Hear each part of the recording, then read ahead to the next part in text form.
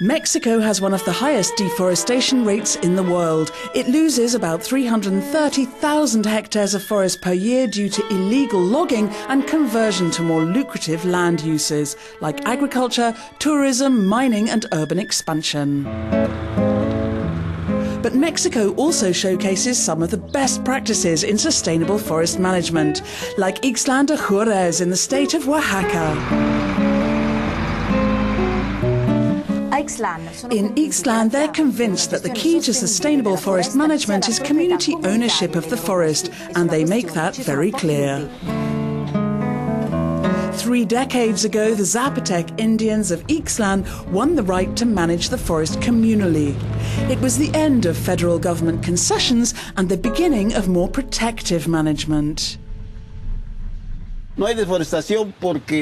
There's no deforestation here because the community has a forestry culture, which means we care about forest conservation, and we do it in a controlled way, because the forest is a treasure to us. It's a source of work. The community of Ixtlàn has more than 19,000 hectares of forests, nearly 7,000 of which are under conservation, and about 3,400 of which are exploited following a strict management plan. The decisions are taken by the comuneros, landowners, through the General Assembly and the Comisariado. They assure that trees are cut at just the right moment, for the forest and for the community. The forest has its growing phases and it reaches its mature phase. We want to exploit it at the right age, when the wood is good quality. We cut it, but at the same time, we guarantee that a new forest will grow. This is what a well-managed mountain looks like. Every year, the Ixtlàn community exploits around 20,000 cubic meters of forest and replants following a precise cycle. These pine trees were planted 5 years ago, and in 35 years' time, they'll be around 40 meters tall, and then they'll be felled.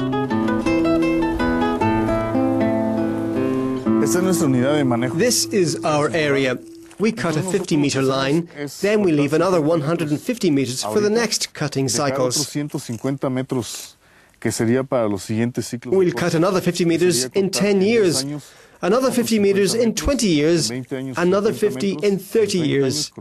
In 40 years' time, the area that we've exploited right now will be ready to be cut again. The Ixtlàn Pine Nursery has been taking good care of 400,000 saplings since January. Aparicio and 3 other workers have hand-picked around 40 kilos of seeds to guarantee the health and quality of the new future regional woods. We'll bring these plants to the forest at the beginning of the rainy season in July. The reforestation period lasts for 3 months. We travelled to Mexico City to find out what is happening in the attempts to follow Ixtlán's example. Mexico passed a key climate change law in 2012 under the Globe Legislators' Forest Initiative. Lawmaker Yesenia Nolasco is working on improving that law. This climate change general law is still mainly on paper, but it's a great leap forward and a huge effort at a global level, because it's very difficult to approve such a law by a majority of parties.